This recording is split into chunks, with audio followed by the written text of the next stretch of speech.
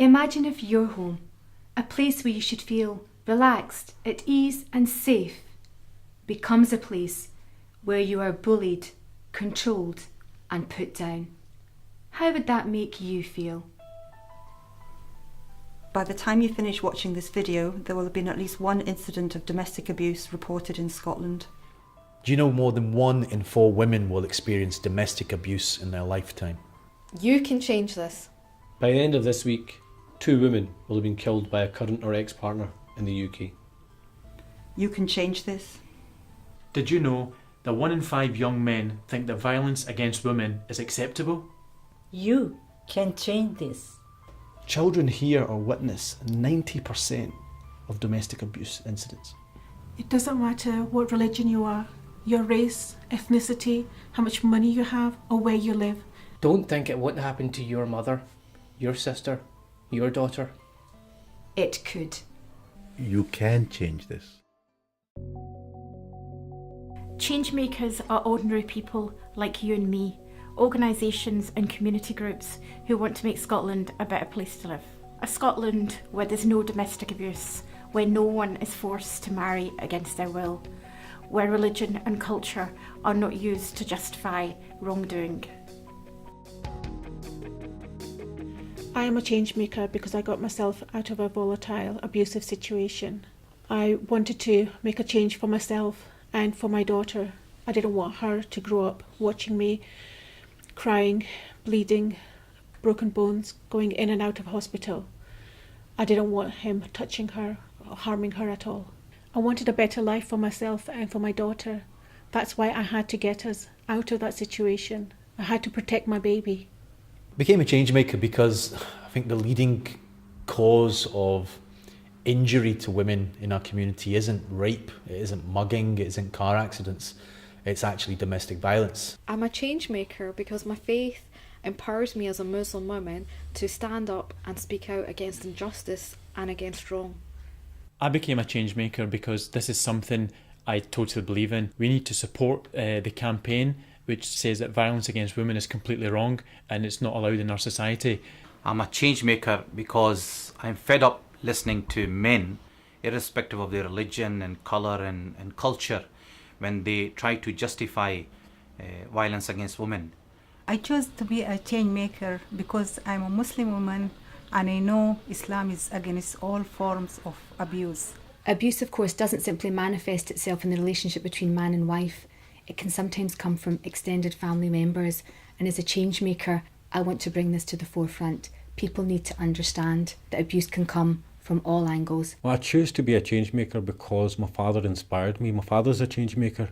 He has 5 daughters, and I've seen my father never treat them any different, in my opinion, from his sons. The reason why I chose to become a change maker is because I'm actually getting married in June.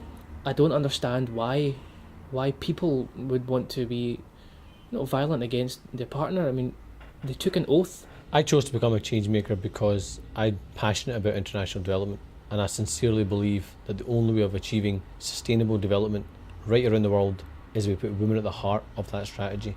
I'm a change maker because we've learned from Islam how to treat women's rights with due respect. There is a conspiracy of silence that exists within our communities, and of course there are those men within our community who pervert and who distort verses of the Quran in order to justify violence. The important part of being a change maker is that you're contributing to making this world a better place. I decided to become a change maker because I felt that this is one of the most pressing and challenging issues faced not only by society at large but particularly by the Muslim community in and around Glasgow and Scotland. We just can't ignore it anymore.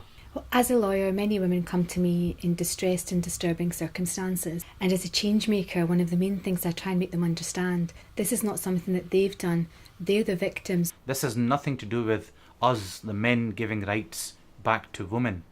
These are laid down in Quran by God Almighty to respect, to treat women equal with justice. I am a change maker because I have seen the devastation and the effects of violence against women in families and communities, and also it is against my Islamic faith. We're all responsible when you talk about a conspiracy of silence, because it can be happening when we see the men in mosques.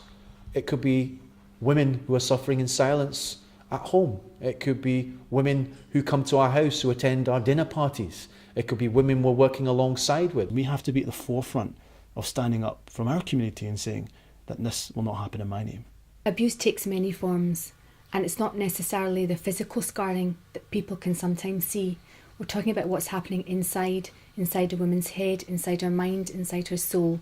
A lot of young men in particular from within our own community believe in objectifying women, and especially if those women are from perhaps another race or another ethnicity. I want to be very clear that that is absolutely unacceptable, and we have to move away from that kind of mentality of objectifying women. As a person that plays football, a lot of the time you might hear jokes, for example, in the changing room or in all society about women perhaps. I believe these things to be derogatory, and I want to stand up to these things. Campaigning and things such as this give me a position to say to others that this is wrong, it shouldn't be tolerated in any way. I have daughters of my own. I wouldn't want this to happen to them or anybody else's daughters. The psychological scars sometimes never go away, so we need change. How do we do that? Needs to be vocal about that problem and make sure you're standing up for injustice against women right here in Glasgow and right across Scotland, and in fact right across the world. Parents should raise their sons to treat women with respect. I want my son to grow up with the right values, respect for all the women in his life, including his future wife. Our children in the wider community around us, they mimic what we do, they take on board what we do. It's incumbent on us to change. If we don't change and if we don't try to resolve the issue now, then the problem is going to be much greater for the next generation. Our communities, our homes, should become safe places for women to be able to come to. Women who are survivors, women who are victims, so that they can come to those places without being judged. We need to change this attitude where we blame the victim for what has happened to them. It doesn't matter what she was wearing or what she does for a living. No woman deserves it, no woman is asking for it. There is no justification for violence. We need to break this culture of silence and denial, which allows violence against women to thrive. What honour is there in killing women and girls? I'm renaming it murder. If your daughter or son come to you to say that you don't wish to marry the person you suggested, would you listen to them? Because I would. And that's the change we need to make. The more you know, the more you can do to stop violence against women. Let's make a point of finding out more. That's what I'm doing.